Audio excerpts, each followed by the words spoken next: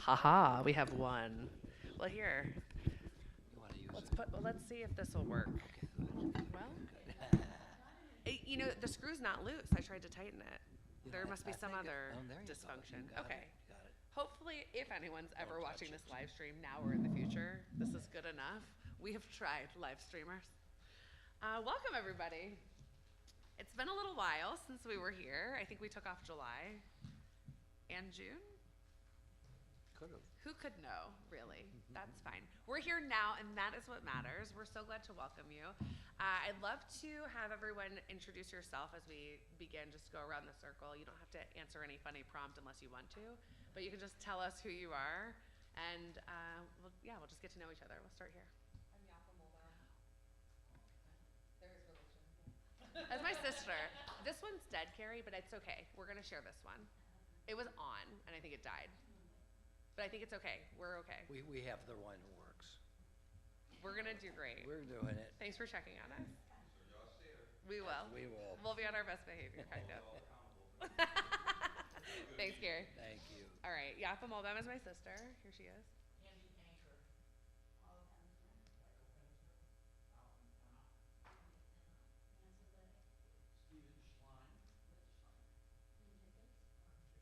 Roger Klein. And Ellie Muhlbuam. We're so glad you're here.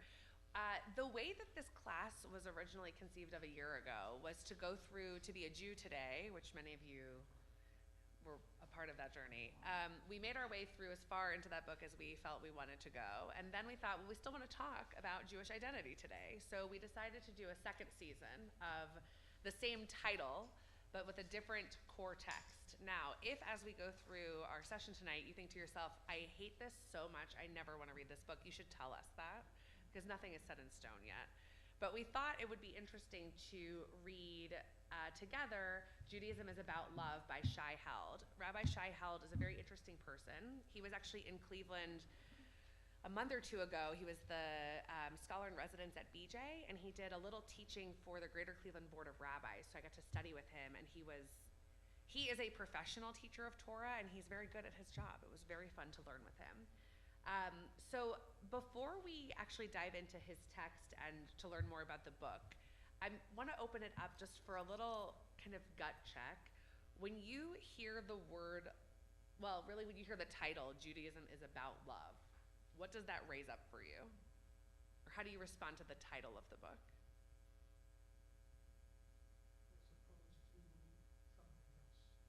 Maybe, yeah.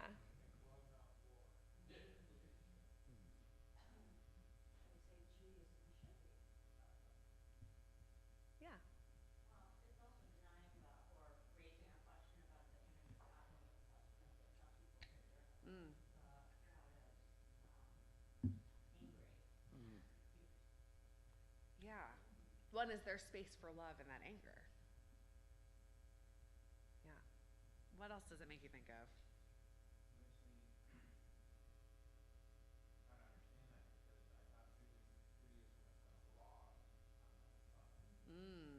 Okay. If you had to say, like, which religion has chosen love as its brand, what religion would you pick? Christianity. Any other thoughts? Just Christianity? And whose love is Christianity about? I don't really associate love with religion. Okay. Okay. But is love a part of religion? This sounds like it's going to be self-help. Judaism is about love. Mm. And it sounds like it's going to be easy and non-academic, so that's why I signed up. Heard. Thank you for your honesty. Candy, you're a good student. I've been learning with you for 2 years. I know you're a good student. I know. Kidding. Which half? We won't know. So, do you like the idea? Would you agree that Judaism at its core, if you had to say Judaism is about anything, we had to vote for law, does it feel like Judaism is at all about love, Michael? It's not only about Okay. I think that's an important point. I mean, this is a facet that you sort of talk about, Mm-hmm. but it is about love. But I think of love of Judaism as sort of the essence of my life. So Love of Judaism, you said? Loving Judaism? Yeah, I love what it's done for me and for my moral values Mhm. and for setting my compass straight and how it's helped me make me uncomfortable with who I am, and I hold Judaism accountable Hmm. because it's been such a core part of my life. So, and my families. I Mhm. mean, when we get together, we celebrate Jewishly. It's a love fest. Mhm. Yeah. So one of the things you're saying is love of something, Yeah, I say that. not just an emotion, but has an object. Yeah. Mhm. So when I saw the title, Yeah. Judaism is about what? Mhm. Is love? About love. I thought, we might get new definitions of what this is supposed to be. And love is a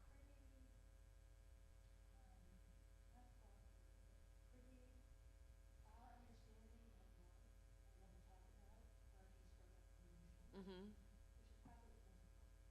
We think of love as emotion. But Judaism is love, basically, which is what you're saying, is, it's intriguing. I think intriguing is a good word for it. When I first heard the name of the book, I thought, okay, I don't know. Is Judaism about love? It's about a lot of things. It's about law. It's about our way, which I love that we call our legal system halakha because it's the way. It's our pathway. It's our way through life. You know, I don't know that initially I thought, is it about love? There's love in it. There's love in our liturgy. There's love in the Torah. There's love in the Hebrew Bible. But is it about love? And then I got to thinking, we have all these ways that we're supposed to treat each other, ways we're supposed to treat the stranger, the needy, ways we're supposed to treat the planet. That feels loving in its own way. There are different kinds of love. And so I also felt intrigued. And so eventually I decided to buy the book. And then, would you believe that it sat on my shelf for a very, very long time? And then we decided, well, what are we going to do for our next book? And I said to Rabbi Klein, I really wanted to read the Shai-Held book. Maybe we could read it with the class. If you want to read something, teach it. Exactly. So we'll see. What we're gonna do tonight is we're gonna take a look at the introduction together, and we'll see if it's what we want to devote our sessions to. We'll One see of how the we things, wrestle. though, about the title is that it makes a claim about essence, that Mhm. essentially Judaism is about love. And that itself is a controversial claim, that there isn't something so rich and widespread as Judaism, whether you can talk about the essence. And as we go, our core focus, or maybe a focus of what we'll do, because we've kind of pitched this as dialogue around Jewish identity, is to use this as a lens to help us understand our own Jewish identities better. And we might agree with what Rabbi Held is saying, we might disagree with him, but hopefully it lets us kind of more finely attune how we understand our own Jewish identity in the world. And that might be in contrast with other people, or it might be kind of its own independent thing we're going to see. Any questions before we take a look at this introduction? Go for it, Malcolm.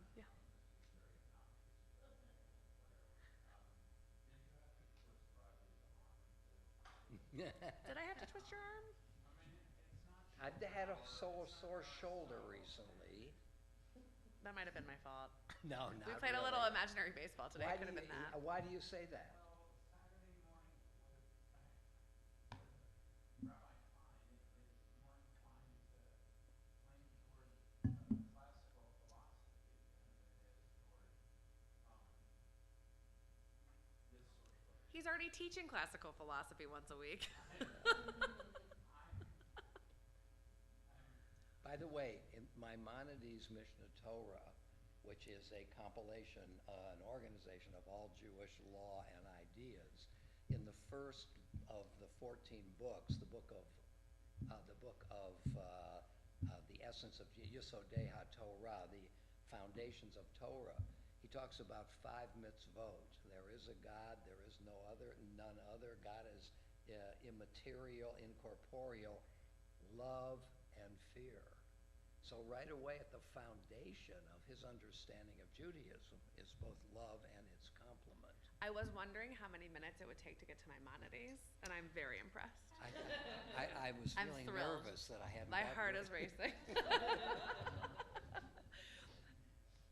I get your point, though. I did not twist his arm, but I get what you're saying. It's a different take. It's a different type of learning, and we're gonna see. One of the things we did talk about, I don't know if any of you actually have the book, but the notes of the book are extensive. I mean, it's from page 387 to page, it's almost, I mean, it's a huge section of the book. 540 or something. Yeah, 517. It's a lot of notes. You don't have to read the notes as you go to understand the book, but he has these incredible citations. And so one of the things, if we use this book, we'll bring in some of those classical texts that he's referencing, and we'll get to unpack a little bit of text study also. Okay, let's take a look at the introduction. Hopefully everyone has a copy handy. We'll do a little reading out loud. We'll stop and chat. We'll go on this journey together, and we'll decide as a group if we think it's good, if there's what to study here. Okay, Judaism is not what you think it is. Judaism is about love. The Jewish tradition tells the story of a God of love who creates us in love and enjoins us in turn to live lives of love. We are commanded to love God, the neighbor, the stranger, and all of humanity. And we are told that the highest achievement of which we are capable is to live with compassion. This is considered nothing less than walking in God's own ways. If this seems new or surprising to you, this is likely because centuries of Christian anti-Judaism have profoundly distorted the way Judaism is seen and understood, even tragically, by many, probably most Jews. So just to pause here, there are words that get used in modern America that sound Christian, that are not actually Christian words, but they kind of like become a Christian tone. So grace is one of these words. Grace is a big piece of the Hebrew Bible. We talk about, there's a whole phrase, motzei chen be'enecha, that like if I could find favor in your eyes, that like this comes up in Torah. Grace is not a Christian only idea, but if I were to get up and give a sermon about grace, people would be like, what is going on here? That sounds Christian. So the sermon would have to be about how it's not actually Christian. It'd be a lot of explaining. Like there are certain words like that, and I think, Bob, you were the first one to say that love sounds Christian, or that like the religion, how did I ask it? You asked what religion comes from? Yeah. And the only reason I said Christianity, 3 hours ago I wouldn't have said that. Okay, I read you already read this. You pre-gamed. So there's a great comparison between, I guess, Hebrews and down. We're gonna get there, yeah. Versus action versus Mm-hmm. feelings. Yeah. But when you asked that question, for some reason, it bubbled into my head, I had this knee-jerk response that, oh, Christianity. And Yeah. I don't know why I answered that way, actually. And you just cited one concept, but can you just explore it, describe another, or another example? Yeah, let's see. But okay, well, first of all, do you agree about grace? Did that resonate, what I said about grace? What's another one? Salvation. Salvation, that's a great one. Salvation is all over the prophets. It's everywhere. It's all over the place. But the word in English, salvation, sounds Christian. I think part of the reason is that Christ was supposed to bring salvation. Right. And Christianity has Christ at its center. So that's an idea that is repeated over and over again in that religion. For sure. Well, and also, I mean, you see, especially we grew up in the northern suburbs of Cincinnati in a highly evangelical or Christian affiliated community, and Jesus loves you was like the number one thing you'd hear. Every kid had a t-shirt that said Jesus loves you. I mean, it was just everywhere. So love then isn't owned by Jesus, but you kind of start to associate the two together. Great question. Do you have any other examples that come to mind? Gosh. Salvation's a good one. Revelation? Yeah. Yeah. Yeah, Linda. How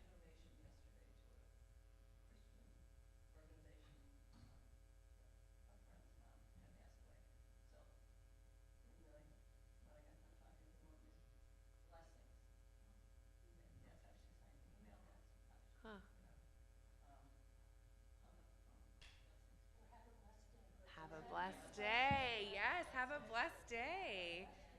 Yeah, we do a lot of blessing. But you're right, in English, it does, a lot of, we have several clergy partners that will use bivracha as an email sign off, like in blessing or, with blessing. And I think if we signed our emails like that in English, it would be unusual. Not inappropriate, but just unusual. Stranger, I mean, it's nice to have a stranger say have a blessed day. Which is a very Christian thing to do. I didn't think it was a Jewish person saying. Right. Yeah. But that used to say that. Right. Somehow that seems to float, though, doesn't it? Yeah. That's interesting. Okay, well, keep thinking about that. Yeah. Okay. The journey that led to this book began more than 2 decades ago.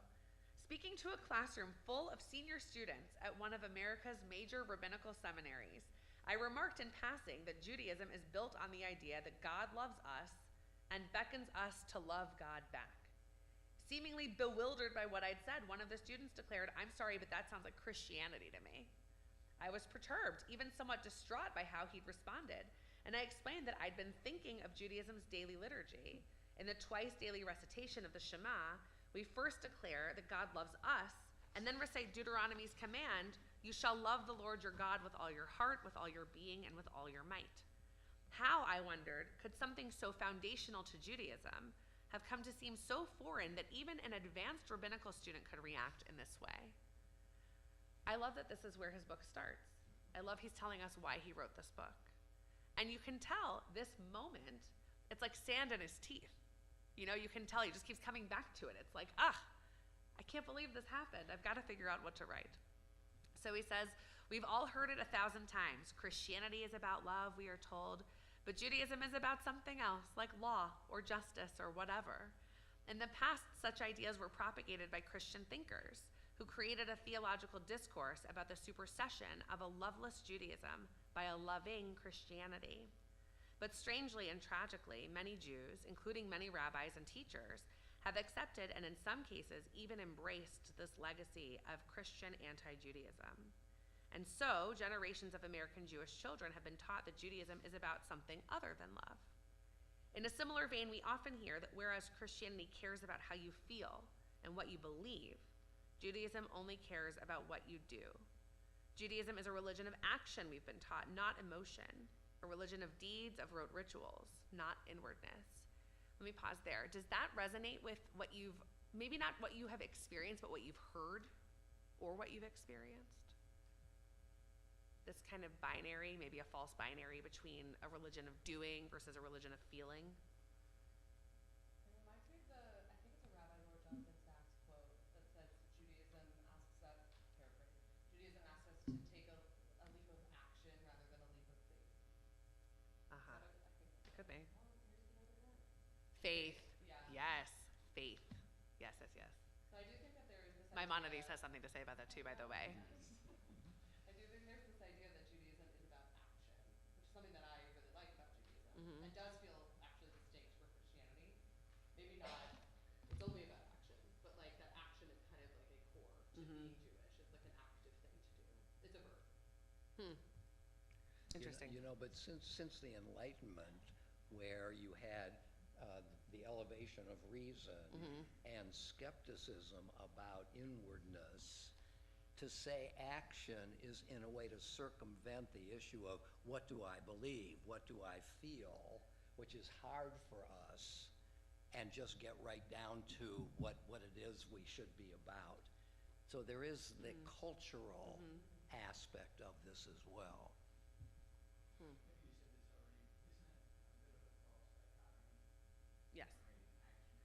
Creating action without feeling or feeling without action? Yeah. Sometimes it's subtle. I think particularly the way that many of us practice Judaism is that the kind of actions that we do are tied to the emotional feelings that we have around those things, or the people that we're trying to serve, or whatever the value coming to life is. We recently had a delegation from our sister city in Israel here, and Rabbi Dudun and I spent a part of the afternoon with them a couple weeks ago.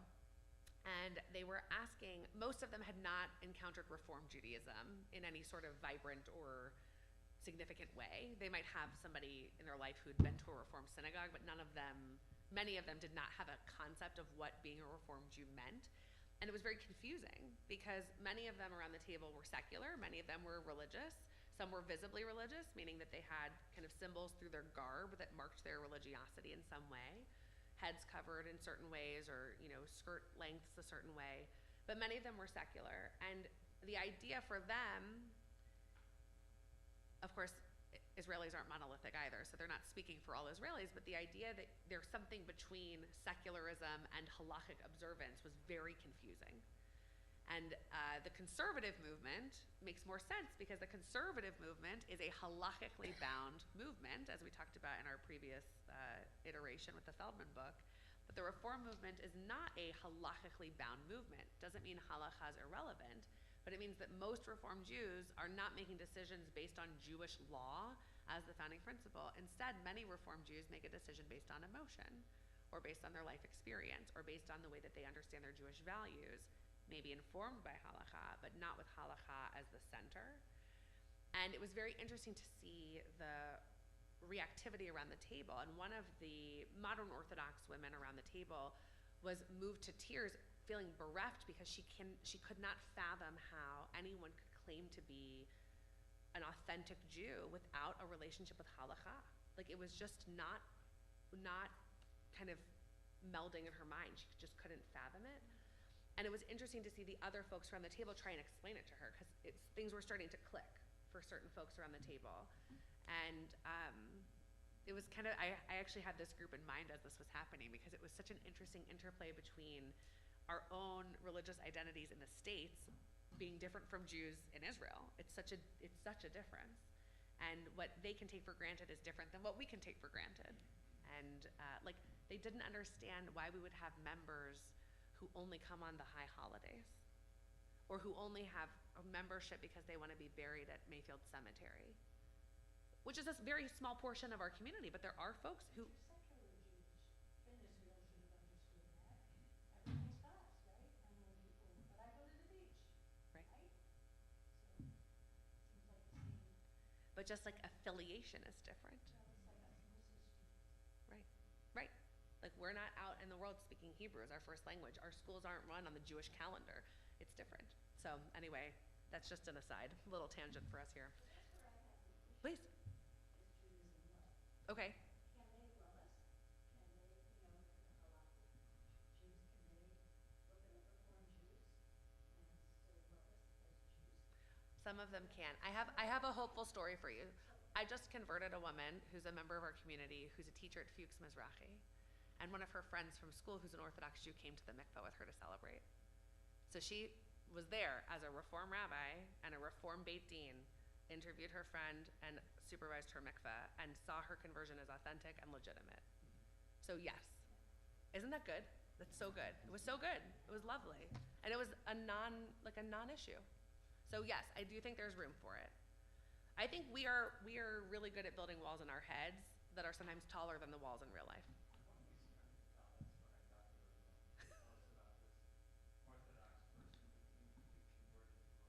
No. I would be interested in that too, though. We'd say yes. I'd think about it. But that would really be conversion. I mean, It would be transformation. It would be transformation. context of what we're talking Yeah. Yeah.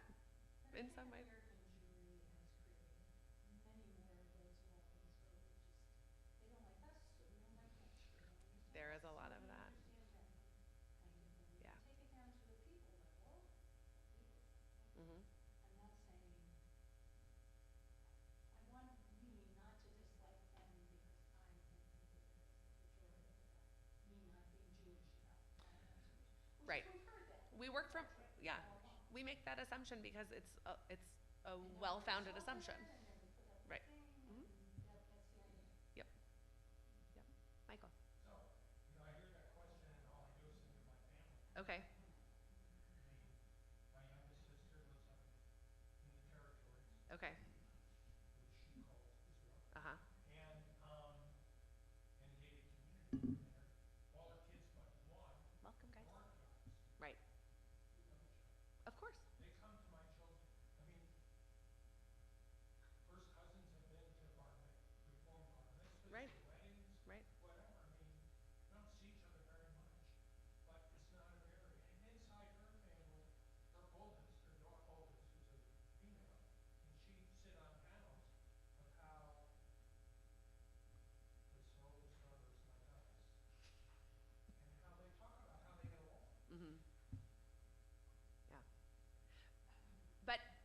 that's a great example in one family. And in other families, you don't talk to each other. Exactly. Right? And sometimes the reason has nothing to do with Judaism. Yeah, I've done that too. Right, exactly. Yeah. Okay, let's look down a little bit lower. Actually, we'll do along the same lines, and then I'm going to skip us ahead. These next two paragraphs there. We're in the middle of page 4 for the folks who just came in. Along the same lines, we are told that whereas the God of the New Testament is a God of love and mercy, mercy is another one, and grace, the God of what Christians refer to as the Old Testament, that is the Hebrew Bible, is angry, vindictive, and bloodthirsty. That actually was already raised by us today. This idea and enduring legacy of anti-Judaism tends to be treated as an unquestioned commonplace in our culture. This is all hopelessly misguided. Judaism is a religion of love and law, of action and emotion. Indeed, Jewish liturgy reminds us daily that Jewish law is itself a manifestation of divine love, not a contrast or alternative to it. I love this phrase, manifestation of divine love.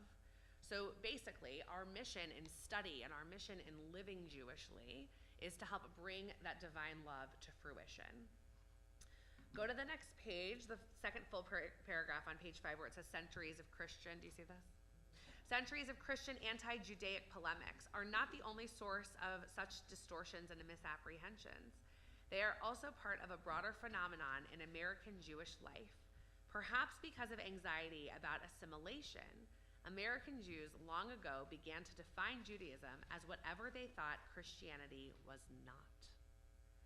So in other words, we've kind of rejected the idea ourselves because we wanted to be distinct from our neighbors. Now, every generation has struggled in its own way with assimilation, back to the very beginning of time.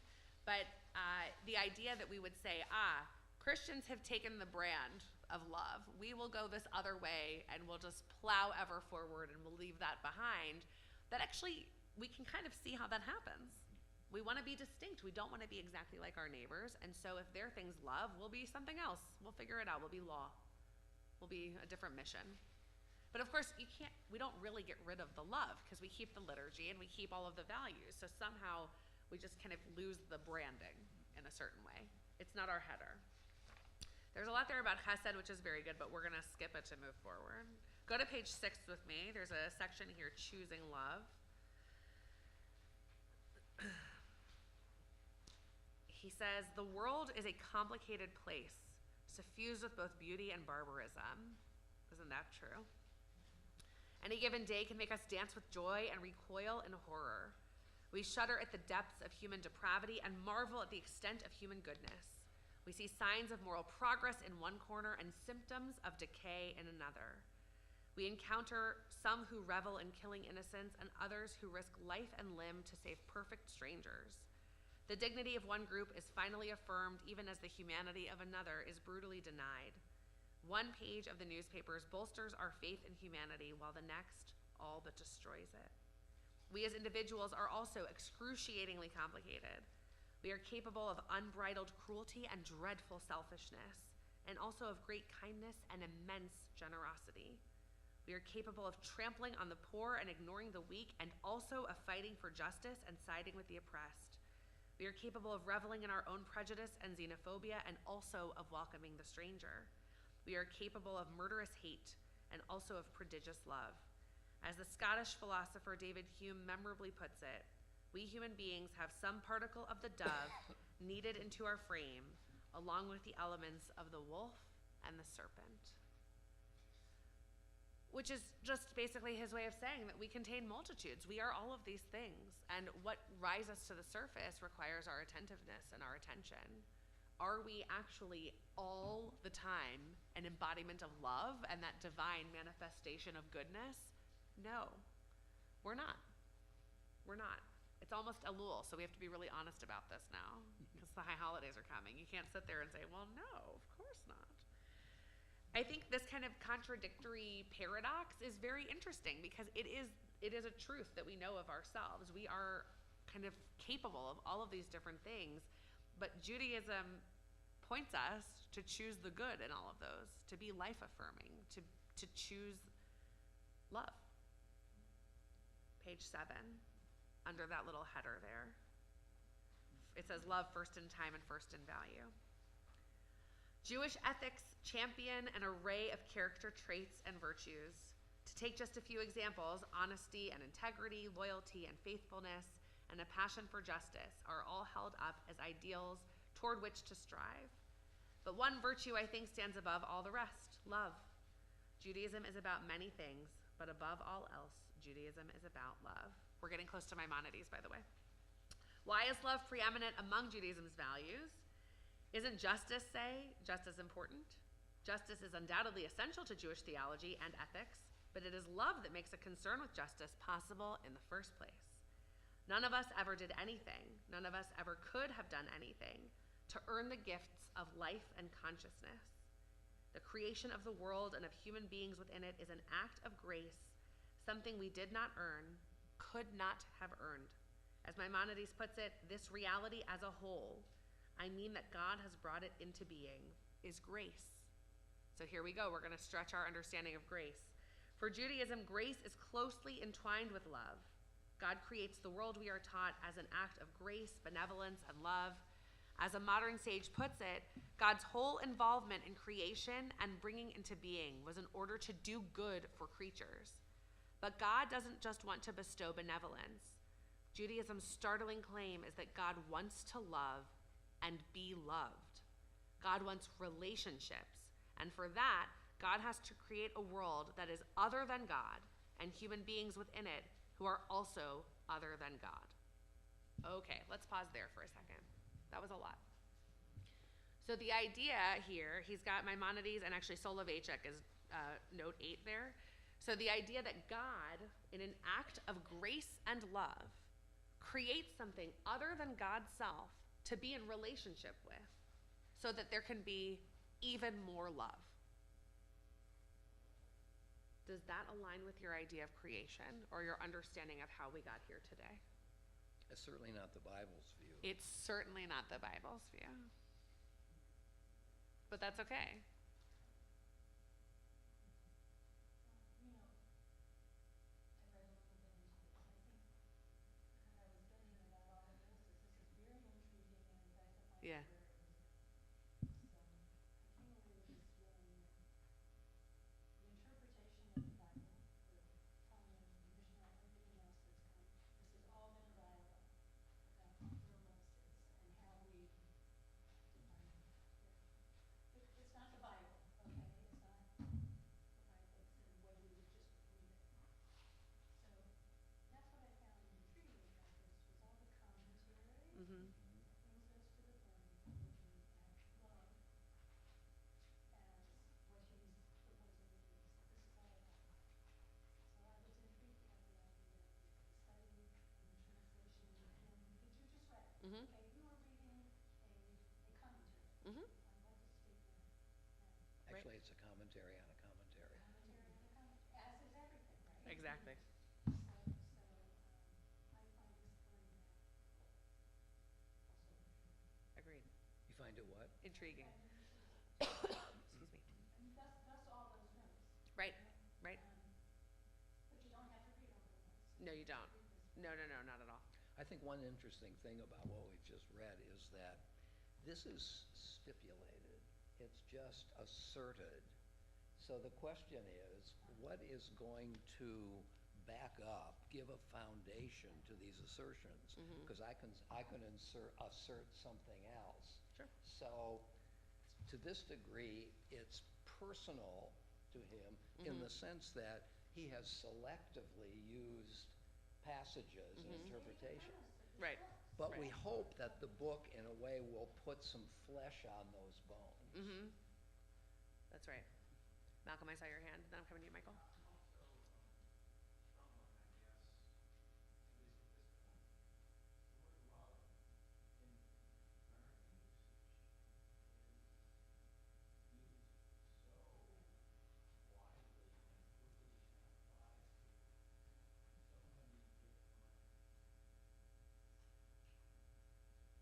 many different meanings or expressions. Yeah. I love chocolate ice cream. I love that movie. I love the sunset. I don't, it almost feels almost cheap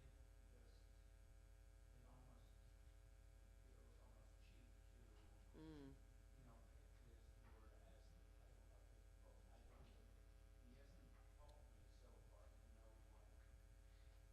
what love actually is here. Yeah. Well, and I think I agree with you so far, and I think this is where he's really starting to get into it. And at the outset, love is the relationship between God and humanity, which, by the way, is not mirrored nicely through much of the Hebrew Bible. But if we think about these commentaries on the very beginning, that's where it starts. Like all things in Judaism, it's going to morph and ebb and flow. And we didn't give you the table of contents, but the chapters that he's going to take us through, I think, are ways of building up on trying to discern what love actually is and how Judaism can be about it. Just as an aside, I like your question very much, your point, because just to say it, ancient Greek literature has 4 different words for love: erotic love, dispassionate love, friendship love, Philadelphia, philia is friendship, and family love. So that the Greeks already have defined different objects of love with different language. And I think that's a challenge to this book. Is he going to sort out types of love? Yeah. I have a question. You asked a question about, you asked a question about your creation. Mm-hmm. That's where this gets a little bit disturbing. Okay. Because, you don't accept God as your creator and live love. Okay? You don't start there, and I find it hard to be going back. So I think there might be something in between. Yesterday I was at this Federation event at Camp Wise, and we were learning outside. I was leading this workshop on Elul outside, and in one of the small group conversations, somebody said, under the kind of topic of relating to nature, she said, "I don't know what I believe about God, but I look around and this can't be random. Like, it can't be random that this exists, that nature, that the earth exists, that, the moon is different than the earth. Like, she said, it can't be random. It can't be an accident." Now, maybe it is an accident. There are many people who think it just kind of happened. But for her, theologically, there was not a easy way to speak of divinity, but there was a sense of it can't be random. And I don't know if that's helpful here or how can't be random would lead to love, but it's somewhere in between. No, I was just positive with this, you need to start with that. Yeah. Yeah. I think it's a good point. He is starting with a certain assertion and building on that. The whole notion of look at nature and it can't be an accident. I mean, there's randomness everywhere There in is. life. The Absolutely. storms and the tornadoes. So by looking at elements of, actually it's David Hume who destroyed the so-called cosmological argument from order to an orderer. And I think it doesn't work. There's order and there's also disorder. Think of what Darwin said. This is all random. But was he right?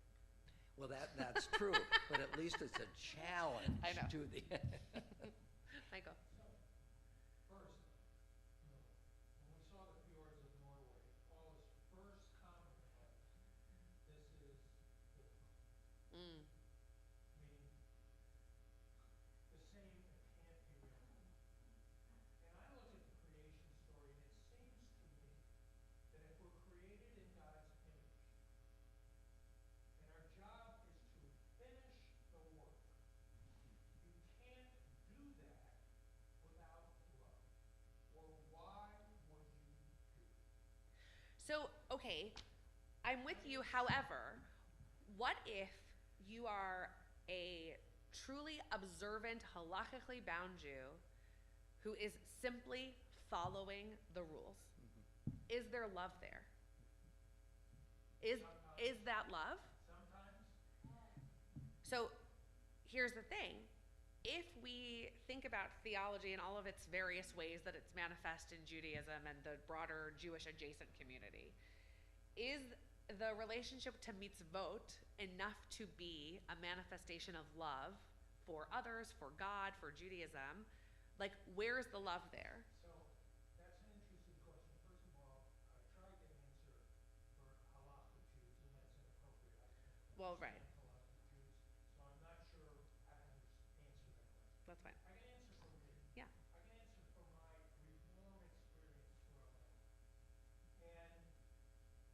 And it's not just rote behavior, it's choice. It's deciding what you want to be, and you can't do it without caring for other people. And I can't imagine caring for other people to be a perfunctory, emotionless activity. So if we're here to repair the world, and so Roger, I just disagree. I mean, I see it throughout the Bible. Because what is all this about? It's about who we're supposed to be. And how can you be just cerebral?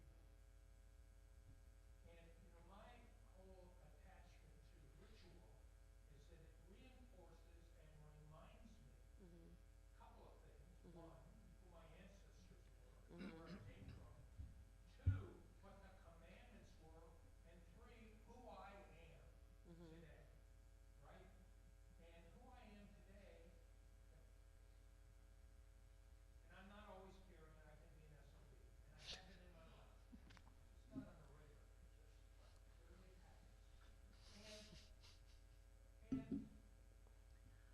but I can't imagine existing existing as a Jew without caring about the world writ large. In fact, I disagree with your randomness remarks because I think the disruptions in the atmosphere are a result of what man has done.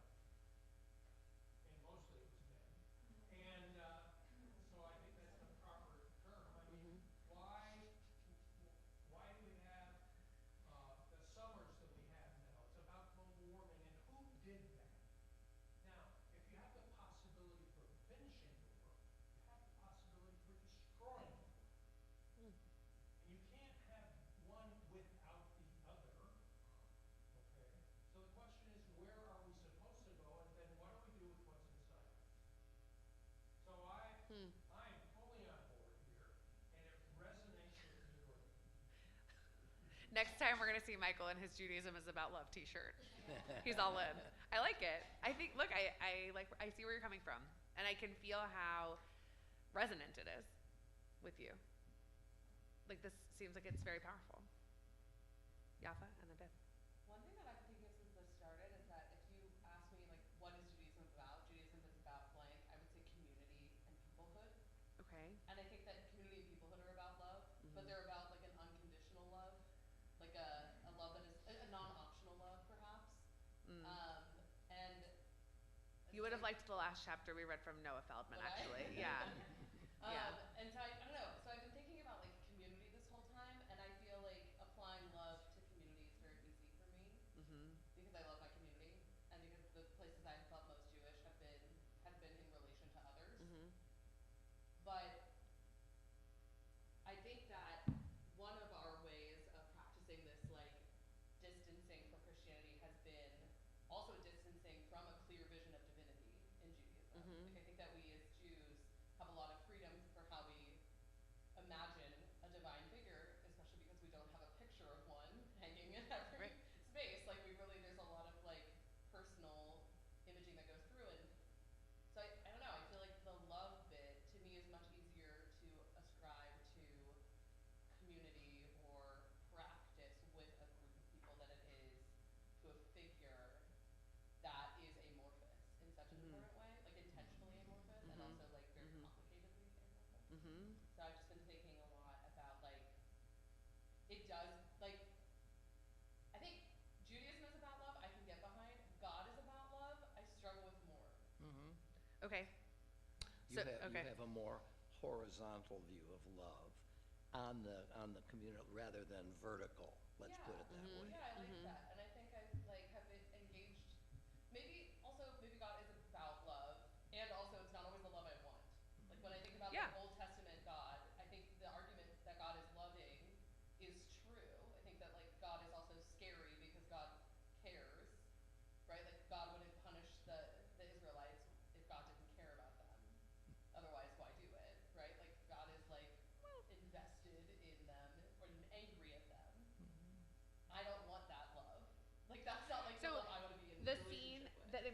to mind is when Moses says to God, yo, if you kill all the Israelites, all these other people are going to be like, who's this joker who brought them out of Egypt just to kill them in the wilderness? Yeah. So the love there is that God listens to Moses. Yeah. Really, God cares about Moses Yeah. in that scene. Well, and that's like why God picks prophets, because God knows God needs like a defense Interesting. attorney for the people. Huh. That's very interesting. What do you think, Vivian? The Sorry. question that bubbles up for me and aligns most for me is what I do for love. For what do you do for love? Should be I a would song. do anything for love. Yeah, of course mine. But when you think about what the things you do love, then you rise to responsibility, to passion for something that you're making or trying to achieve. I mean, it just hits you where you live. I mean, you just died.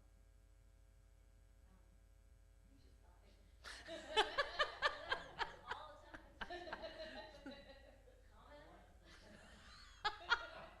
There's a lot of love there. There's a lot of love there. That's very good.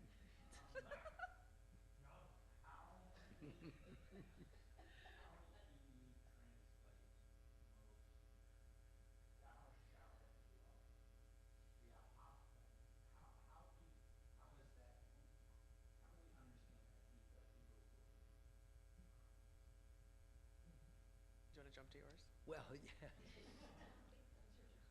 Are you ready for me to? We can. Okay. She gave you a good I'll- transition.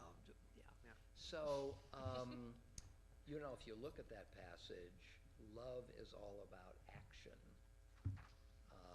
Bind them for a sign, teach your children, put them on the doorposts, and so on. So there, love eventuates in action. It's less an emotion. I wanted to look at a couple of passages that, for which the Via Hafta is a very good example. So let's look on page 10. So he says that the Torah issues 3 dramatic love commands. We're charged to love our neighbor, a fellow member of the covenant between God and Israel, in both emotion and action, to love the stranger, someone who lives among us despite not being part of our kin group and who is therefore vulnerable for exploitation, in both emotion and action, and to love God who created the world, redeemed us from slavery, and gave us the Torah as an act of love and commitment in both emotion and action. Later Jewish sources clarify that we have additional obligations to love all human beings who were created in the image of God. Frankly, I see that as neighbor, all human beings. He thinks of it differently, but the neighbor of in the second line of what we just read, neighbor, a fellow member of the covenant between God and Israel. So, I mean, it's one can choose the definition you want to, but that's how he decides it.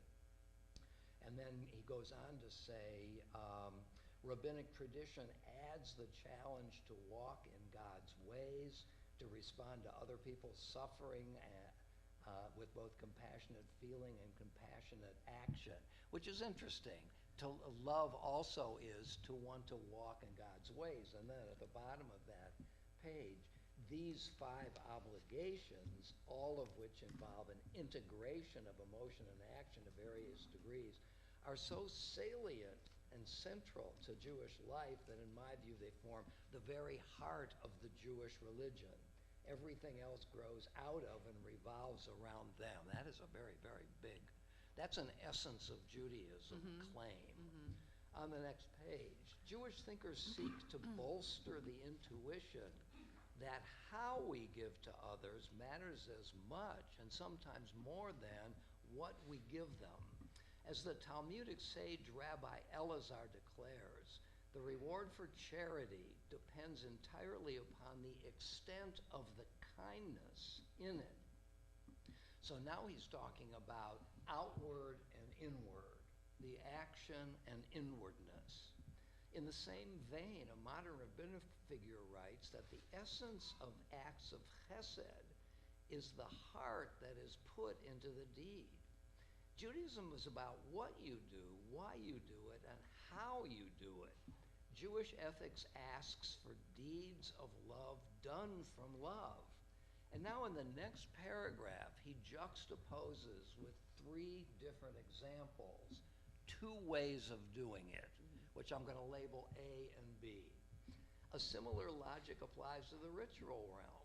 Someone who observes Shabbat because she wants to acknowledge God, that's the A term in my schema here, for the wondrous gift of creation, or for the fact that she is free, or even because she wants to do what she believes God wants, is very different from, here's the B term, someone who observes it because she hopes God will reward her for it, or to put it in different language, doing it for its own sake or doing it for some kind of consequence, reward and punishment. Here's the second example. Someone who keeps kosher out of a yearning to be connected to God, the A term, is very different from someone who does so because he fears that otherwise God will smite him. Similarly, observing Shabbat or keeping kosher because that's what my community does, Yaffa, in a way, this is what you were talking about, or that's what Jews have always done, is very different from, that's the horizontal, different from observing them as part of a disciplined commitment to serving God. So what he's done here is he's created dualism. There are 2 ways of doing something. You can do it for its own sake, or you can do it as an instrument for something else. But what I find missing here is how one moves from one to the other. And I want to suggest to you, and we're going to look at a little bit of the prayer book, that there is a part of the prayer book that tells us how to go from one to another. And I want to start with what Malcolm just raised, the V'ahavta. So in the traditional prayer book, that's what I have here, there are 3 paragraphs to the Shema.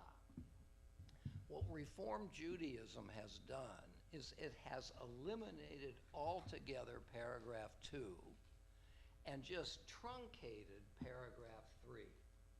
So let's take a look at this, because I think this is a good illustration of what he may be driving at without so far saying it.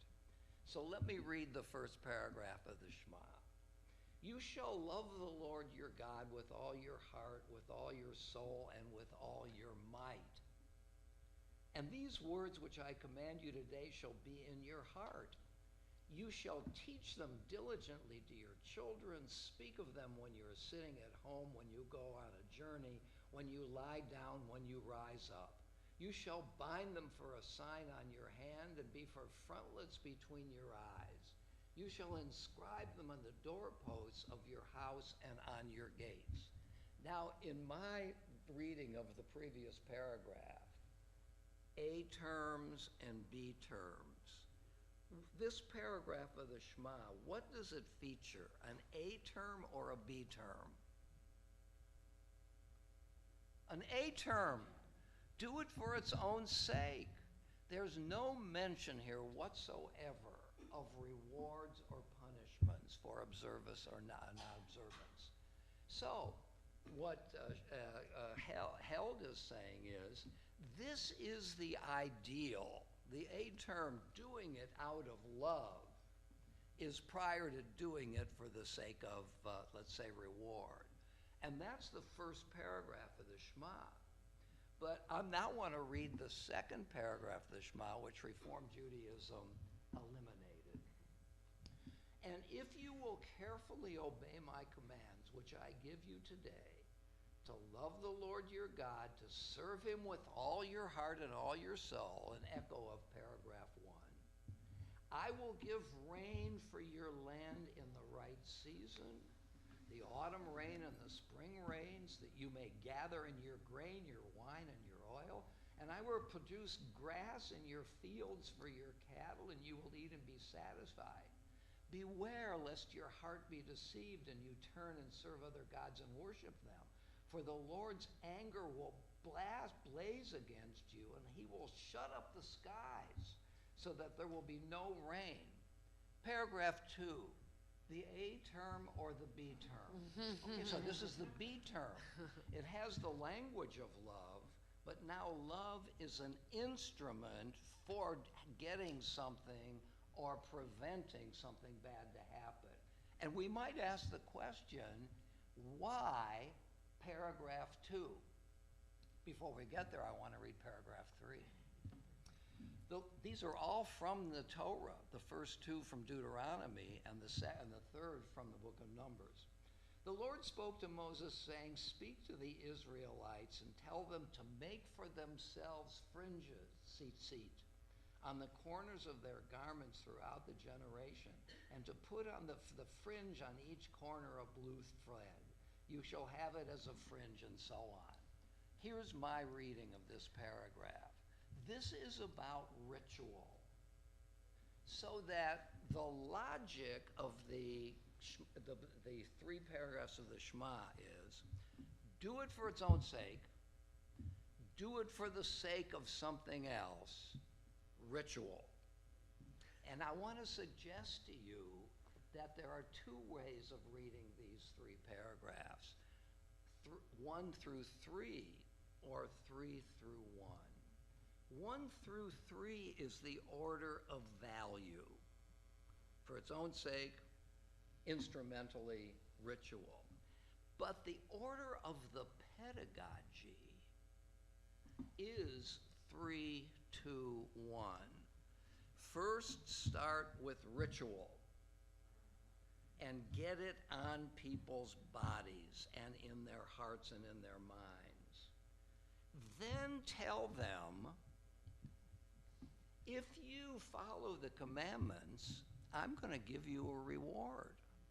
It's similar to a math teacher giving you the theorem and then deciding that may be too abstract. I'm going to give you an example on the blackboard. We are fallible. We need incentive. We need motivation. Paragraph 2 is the motivation. Do it for the sake of a reward. And the rabbis say, if you start doing it for the sake of a reward, you will come to see the inherent value in it and do it not for the sake of the reward. But you can't start with the ideal. Human nature prevents us from doing the right thing for its own sake. We need incentives, blandishments. So what this does that I don't see in Held is that there's a connection between my A terms and B terms. The B terms are necessary instruments to get us to the spot where we can read and understand the first paragraph of the Shema. And Reform Judaism, this is my kind of polemical moment, Reform Judaism, by eliminating paragraph 2, did something. I know why I can sense why they did it, because this is instrumental reasoning. This isn't pure love of God. So we're going for the gold here, but it is psychologically unrealistic. So the Shema and its blessings, 1 through 3 value, 3 through 1 pedagogy, connects the 2 things that he is talking about in a way he does not discuss, at least yet. Let's give some credence for not doing it for its own sake. I remember what Maimonides says about this. He says, we have to say to our children that if you will do X, I'm going to give you candy. And when the children get a little older, if you do one of the mitzvot, I'm going to give you new clothes.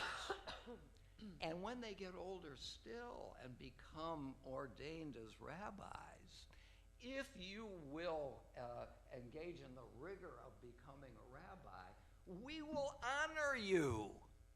So what Maimonides is saying is the incentive is always there, and then he says, but this is outrageous, but do it anyway. It's outrageous to think that we should really follow the pattern of doing it for the sake of something else. But do it because it's pedagogically profound.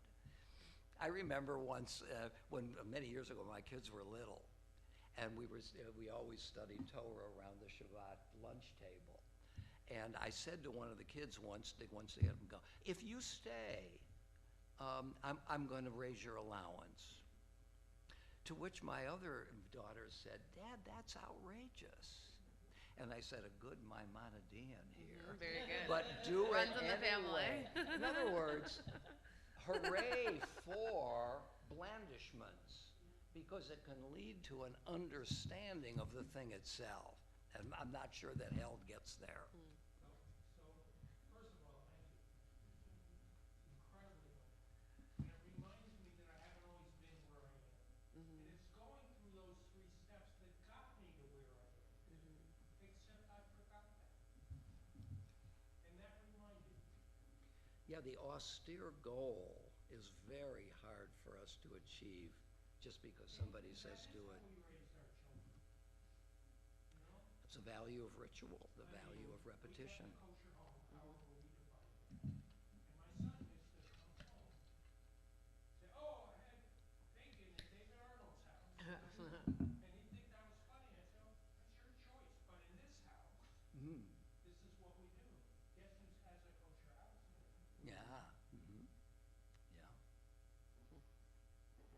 So let's take a look at another passage here on page 14. At the bottom of 14, this is about enemies. In chapter 9, we will consider what is often considered to be one of the key divides between Jewish and Christian ethics. Whether or not there is mandate to love our enemies. That raises the question of what are the plausible objects of our love. Although I'll show that the disagreement is not as stark as is often suggested, both traditions are more nuanced and variegated than we might at first think. It remains fair to say that Christianity places greater weight on love of enemies than Judaism does. The Jewish tradition's ambivalence on this point arguably stems from a more realistic approach to both the world as a whole and to our place and our capacities and responsibilities as human beings within it. So I like that very much, a greater realism about what we can do. Over the course of this book, this is where I wanted to go next. Let me just see here. Oh, I know what I want to do. So what he is suggesting here is that one doesn't need to engage in the realism of loving your enemies to be able to do something else. This is from Jonathan Sacks' book, Not in God's Name, page 245. The Talmud rules that in case of conflict where your brother and your enemy both need your help, you should first help your enemy in order to suppress the evil inclination. So here is not love your enemy, but respect your enemy as a human being. Behind this law is a simple idea, Sachs says. Your enemy is also a human being. He has a problem, besides which his donkey is suffering. Let me read the law. If you see your enemy's donkey sagging under its burden, you shall not pass by. You shall surely release it with him. Notice it doesn't say because you love your enemy. behind this law is a simple idea. Your enemy is also a human being. He has a problem. Besides which his donkey is suffering. Hostility may divide you, but something deeper connects you. The covenant of solidarity. Pain, distress, difficulty, these transcend the language of difference. A decent society will be one in which enemies do not allow their rancor or animosity to prevent them from coming to one another's aid when they need help. What I really like about that is this is a limit condition of the obligation to love. That at some point it becomes unrealistic. That doesn't mean we don't care about our enemies in the sense that we are like them. So this is a book about love, but I wonder as well whether or not he acknowledges or deals with the limitations of loving. It's or not maybe the the summum. gradations of loving. Okay, what do you mean by that? I haven't read enough of the book to know that he's going to do that. But I think, to me, this is a case of commanding humanization. Mm-hmm. So if we say you should love your neighbor as yourself, then at the base level, even if your neighbor is the worst person you've ever met in your life, they're still a person. Yes. So that may not be the same love that we have for God or the same love that we have for the people we actually love, but that you can't go below humanization. But is that humanization an act of love? I think if your neighbor is deplorable and you can still treat them like a human being, then maybe there is love there. Why not just say respect, give weight to? You know, Yeah. it says to kabed et avicha ve'et imecha. It doesn't say love your parents. It says give them. Kabed is to honor. But there it comes from the word that means give weight to. And giving weight to, dignity, gravitas, is different from love. Good point. Growing up in religious school, you're taught ethics, and you're taught how to be an ethical person and a giving person, but it didn't, the courses that, that we learned, we heard, didn't say as to include love. It said how to be a decent person, how to help your fellow human being. Love didn't accompany. And I was thinking the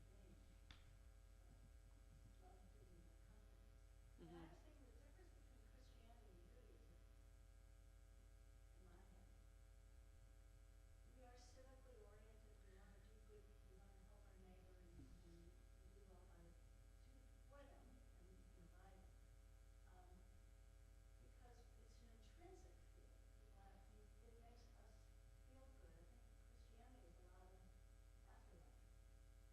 Because it's an intrinsic feeling. It makes us feel good. I think Christianity is a lot of afterlife. I will do good now. And not saying that, that's a generalization, but that there is a lot. That's the salvation orientation. Malcolm? I'm trying to remember, on Saturday morning, weren't you teaching us something about motivations for giving? I was. We did. I taught a little Maimonides in your honor. Oh my goodness. I did the Why ladder of didn't you call tzedakah. me? Shut up. Even if you give begrudgingly, it's still tzedakah. You don't have to like it, but you're still giving it because you're supposed to, right? Yeah. Thanks for paying attention. I hear everybody pays attention. Do they? Hey. I'm trying to tie that to this notion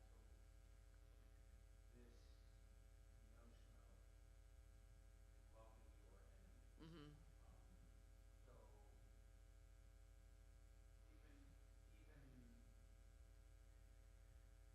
don't know how to marry that with. Well, I think that's actually related, I think, to what I was just kind of pitching, which is that I think there are levels of love. We don't have the handy Greek terms, but I think there are levels of love, and we do have different terms that are connected to love. So ahava is love, but chesed is loving kindness, one of those great 3-letter words that we use like 17 letters to spell in English. And we have, that's a kind of love. Mercy, you know, is a different kind of love he references. There are different types of love, and I wonder if, you know, we could arrange them in some kind of a hierarchy. But if you're saying that different things are types of love, what is it that links them together? What makes them the species of the same genus, so to speak? I don't know. Relationship, maybe. Relationship. It's a way of relating. But respect is a way of relating. Well, and perhaps actually, if we took a maximalist approach, we might consider kavod to be one of these words about love. Even if in the Ten Commandments, that's clearly not what it is. Yeah, yeah. But could we understand that commandment or the word that comes from it? Could we understand that to be a type of love? I just wonder if the connotations of a word become so broad. No, you're right. You're right. Then that it loses its power. If everything is love. Well, I think, Malcolm, you mentioned that earlier, that like we use the word love so freely in modern America that it starts to feel a little bit diluted. Yeah. Would you believe that I am planning on using this book for one of my High Holiday sermons? Are you? I am. Oh, boy. We'll see if I read it before the High Scratch Holidays. that rough draft of mine. We should do it, both of us, for Kol Nidre, dueling sermons, and Why tell people don't to you say twice. You write and I'll write and we'll give each other a sermon. See if anyone notices. That is, That was done by, what's her name, who was just a temporary rabbi. no, Rabbi and- Berlin? Rabbi No, Berlin. Andy and Josh. Andy and Yeah. Josh. Oh, a long In time. dialogue. I did one with Rabbi Crusoe also in dialogue, yeah. But It'll if be you hear interesting. her give baseball examples, you know. When I hit minute 27, you know. How far have you read in the book? 5 chapters. Okay. I'm really So I behind. read- I read 4 chapters. I read the parenting one was the last one I read. Okay, so I'm listening to Roger Hughes on arguing something about this one thing. Yeah. And I was concerned about that too, okay? Because I think that's the intriguing thing about the title of this book, right? For us in particular. Okay. And I think he goes on. I found that he does have variations and gives great classic examples Okay. of how we can live with this, things that I hadn't thought of. Huh? Mhm. And I'm not a particularly meditative or spiritual person, and I thought, well, you know, maybe I could do that. I'm not sure. Hmm. I can't meditate and I can't do all kinds of things, but it sort of was a path in some way to be able to look at the alternative, this so overused word, Mhm. right? Maybe I won't use that word so much in an overused kind of way. I have to do it in action.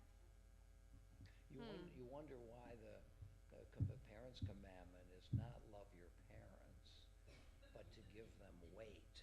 Because in a way, the respect that you, love is an ideal. And sometimes it's hard to love your parents. Well, at least our definition of it, right?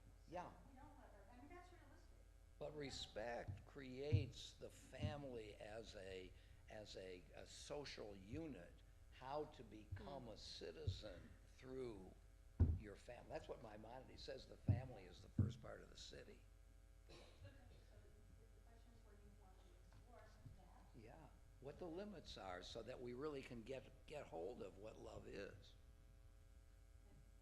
Well, when we say the first commandments, we should love them, to God, those kinds of commandments. Yes. And we say it from Rhodes, okay? We Reform Jews, a lot of us, Reform family, we say it. But we don't mean it in kind of way you mean love. We think of love. I don't think most of us think about that throwaway word again that we use all the time in that commandment. I don't think of it that way. What's I think also so interesting about Ve'ahavta is that it is unusual to be commanded to love. Yes. How do you force someone to love? It's similar actually to the passage about Sukkot where we're commanded to be joyful. How, like, can you command someone to be joyful? How do you mandate that? Like, what if they can't be joyful? That's why we got rid of the parts. But if you tell But this them, is just the first word of Ve'ahavta. if you tell them That's to a commandment. teach your children to put a mezuzah up as an act of love, because that's what the first paragraph does. Through the doing, I mean, I think that's the idea. So it's a commandment to love which is done by indirection. You start by doing something else, and that leads you to it. You know, if somebody says to me, I want you to come to love Arnold Schoenberg's atonal music. Well, look, I mean, I'm going to take it seriously. How am I going to do this? I'm going to listen to it until it becomes familiar to me, so that I really can come to see what's, so I come to love it through the doing of it. A lot of classical Reform Judaism that we were raised in, okay, that was taken out along with the Hebrew and along with the everything You need else. safety I mean, goggles. It was a disservice to us to look at it that way. We think of our Judaism as one of justice and action and blah, blah, blah, and all of the examples were set for me. I do everything, my parents gave me up. Tradition is very important, but we're dealing with something else. Yeah, that's We're right. dealing with Yeah. text, and I think that's sort of like, He does. I don't think you can read that prayer without it insisting on some transcendental yeah. Do you feel it though? That's my question. When we have love, is it feeling? Yeah, that's why to me, I mean, we speak about this frequently, we spoke about it earlier, this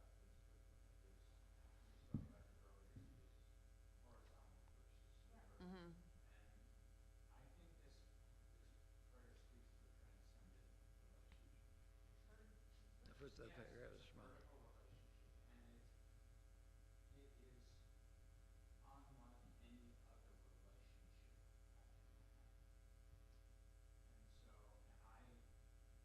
so, to me, I am commanded to be devoted. It's not, it's not a choice. Ultimately, I make the choice, but it's not, I'm told that it is reflects reciprocal. And I can imagine that or not. You're saying the Via Hafta does this? Yeah. It doesn't actually. It doesn't just say, love the Lord your God. It says, love the Lord your God by doing certain things, as if to say, it's hard just per se to love God. You can love God by doing the things that God asks us to do, and then say, wait a minute, who's behind all of these important things in life?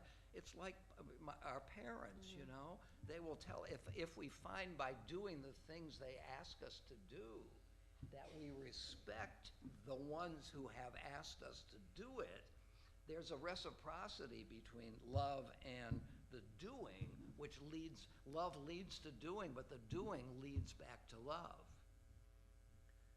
It doesn't just say love God. Tells you how. I'm sorry? Tells you how. He wants it, usually. Yeah. It says here's how to do that. Is that what you're saying? Well, here's what you must do to do that. Yeah. Yes, Plus but the do all of us do those things? No. Oh, I know. I'm sorry. I can't do. You might do a lot of those things, but does it, Go through the list. What- We may not, so that seat's out of there, so we don't have to do that. no, we put that one back. It's optional. It's in the book. It's in Mishkan Tefillah. It's in the book. It's like 18 is in the book. The book. If you start that lesson and walk by the way, you have to live life a certain way and set an example for your children. It's everything Roger is talking about. He didn't teach his children that they had to come, they may have had no choice to be at the Shabbat table,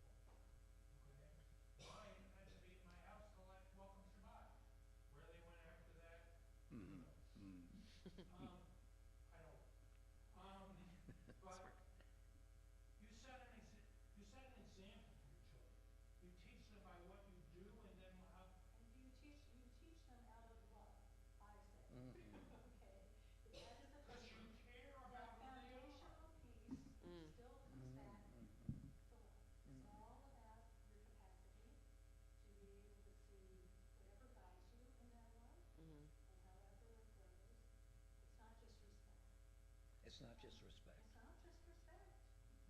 It's out of a profound love. I think it's not a coincidence that we don't get to the Shema until Deuteronomy, because it's not really until Deuteronomy that we're actually really monotheistic. That's our staunchest book of the Torah on monotheism, and I think the oneness of God becomes a paramount teaching for us in Deuteronomy, and I think the fact that we can have Shema and Ve'ahavta to follow each other verse after verse is so uniquely Deuteronomic, and it feels like a love letter from the Deuteronomist to not just to God, but actually to the rest of us. Like, look, we figured it out. There's only one. Don't give it up. Figure it out. It reflects the journey. It reflects does. all of the things that We weren't ready for the all Shema and of the Ve'ahavta in things that we Genesis. understand why we should live. Right. And we weren't monotheists in Genesis. Not even close. Not even close. Question, do you mind going back to something in terms of how you act, achieve feeling?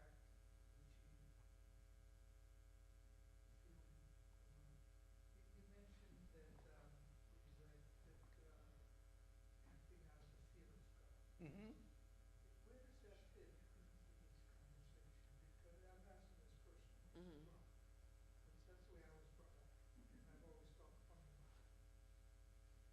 Yeah, well, look, I mean, Maimonides makes the following distinction between love and fear. Fear is both fear in the colloquial sense, but it's also reverence.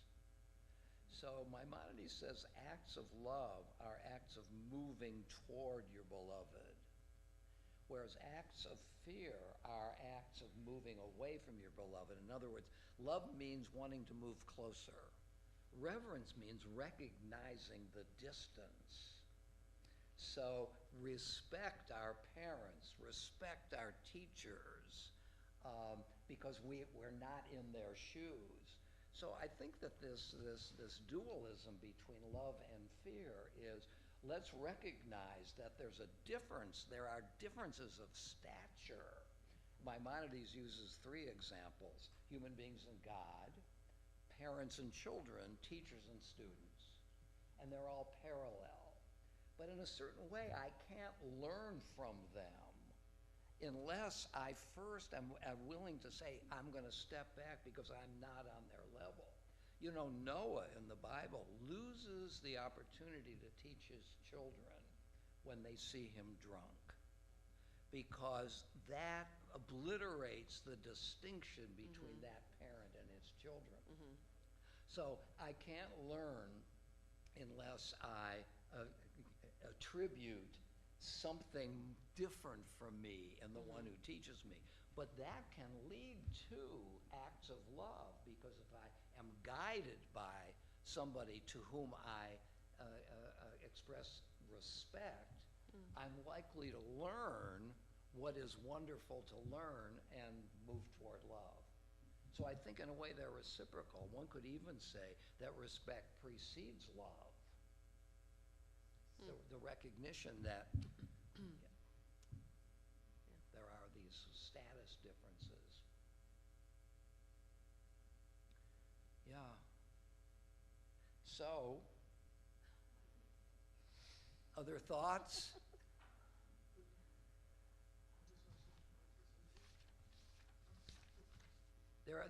Let's turn to page, we have a few more minutes. Turn to page 17. 17, below the middle of the page, to put it somewhat colloquially. As inheritors of traditions, we must necessarily decide what to read in the light of what? Standing inside a tradition prevents us from rejecting classical sources, but allows us and arguably invites or even requires us to interpret and reinterpret them. Accordingly, I read the Jewish tradition as a story about a God of love who loves humanity and the Jewish people. I take it that this is his basic stance here, a story about God's love in its various manifestations. As I understand it, everything else about the tradition revolves around that fundamental claim. That is a very big And in a way, I've argued a little bit against it, that there are other values here that are not love. Traditions do not interpret themselves. Jewish religious writing, or at least the Jewish religious writing worth taking seriously, emerges from the encounter among the thinker, the texts with which they engage, and what other wisdom life has managed to impart to them. I'm thus under no illusions that what I have produced is the, or even a, definitive statement on Judaism and love. What I offer, rather, and I like this, is a meditation or series of meditations on love grounded in the immense resources of the Jewish tradition. That, I think, is a great programmatic statement. Look on page 19 after the white space, about 5 lines down. I trust that you'll come away with something new and that you'll be challenged to grow ethically, spiritually, and theologically. I hope you'll be inspired to grow in love. And so not only is this a meditation, it's a sermon. Because he's trying to convince us that this is the orientation, and I think he uses that word, orientation, through which to see the world. I like that idea. The prism through which we see the world. But Judaism is about love, isn't intended only for Jews. He's really going for it here. If you're a Christian reader who seeks to discover what a living, breathing, thriving Jewish spirituality looks like, I hope you'll find sustenance in Judaism is about love. In a certain sense, he reverses the order. Christians think that they have it all and that we are misguided. Now we can be the teachers of Christianity. I mean, he's not condescending here. He's just saying that, take a look at this. I hope you'll also be moved to reconsider and reimagine the relationship between Judaism and Christianity. Another item on his agenda. Most importantly, I hope that like Jewish readers, you'll be stirred to grow in love. All of that I find very endearing, actually, as part of the agenda items for this book. I'm sorry? I think so. It does sound like, but also, if you ever interact with him, he is a very endearing person. Is he? He's very warm. And I've been a follower of his for a long time. I got his weekly emails for years and years and years, and then I stopped reading them, which wasn't his fault, but then I unsubscribed because they were filling up my inbox. But he is a very endearing person in real life, and I think there's a warmth to he wants people to feel close to Torah, and he wants them to feel closer to each other by bringing them to Torah together, and so this is one flavor of that. But I think having spent even just a small amount of time with him, it does sound in the page like he's trying to sell books, but I think he genuinely wants you to feel moved to love. It's very sweet. No, I think so too. So you raised the question at the beginning, do we want to go on with this book? What do you think? Yeah? Okay.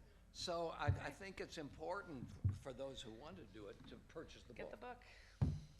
And what do we You can see the 2 different sizes if you go for the hardback or the Yeah. paperback, so you can decide what you want to schlep. Or the Kindle. in terms of weight? It's the difference. So I'm guessing that No, and the dates I think are already in the Temple e-blast or in the bulletin. We picked through this semester, I think, at least. Okay. Yeah, I don't know them off the top of my head. And do we want to give some page numbers people should look at? Held, HELD, like you held something. So you don't have the book in front of you, just so you have a sense of the table of contents. There's several parts, 4 parts. Part 1 is the self-facing, a loving God. Part 2 is widening circles, whom should we love? Part 3 is chesed, bringing God's love to other people. And part 4 is theology of a loving God. So he does it in 15 chapters. I would say we've got 2 months, we could probably do part 1. That's what I was You think thinking. so? So that would take us through 78 page or so. 70, yeah. How many chapters in part 1? through 75, so it's 3 chapters. Does that feel like too much, 75 pages? Well, it's 50 pages, because we Oh, we already already did got the to page introduction, 20. that's Yeah. right. Does that feel So okay? it's 50 pages or so. I'll ask Cindy to send a reminder, but I think let's aim for, we'll read all of part 1, and I think we're starting in October. Would you send out all the dates? Yes, yes. But yeah, we'll send out all the dates. Website, click on calendar, and you click on tonight, it shows all the future dates right Oh, does Oh, it? well, great, here, let's read them to you. Oh, now. very good, okay. Let's do that. But we'll send it. Yeah, Cindy will send it also. Also, friends, bring a new friend. We're starting a new book. Bring somebody with you. Somebody you love. Or somebody you wish to love. Well, somebody you want to Or love. you're not able to love yet. Are you a paragraph 1 or a paragraph 2? That's right. Are you A or B? That's right. Great to be together. Thank you so much is. for coming. It is great to be together. What year are we in? Here we go. October 14th. Oh, good for you, good. October 14th. November 18th. Oh, boy. And then December 16th, but I think Sounds biennial starts ominous. that day. It does. We know October 14th and November 18th. Good. Okay, October 14th, November, I know. Got a lot of sermons to write before then. You have 4, I don't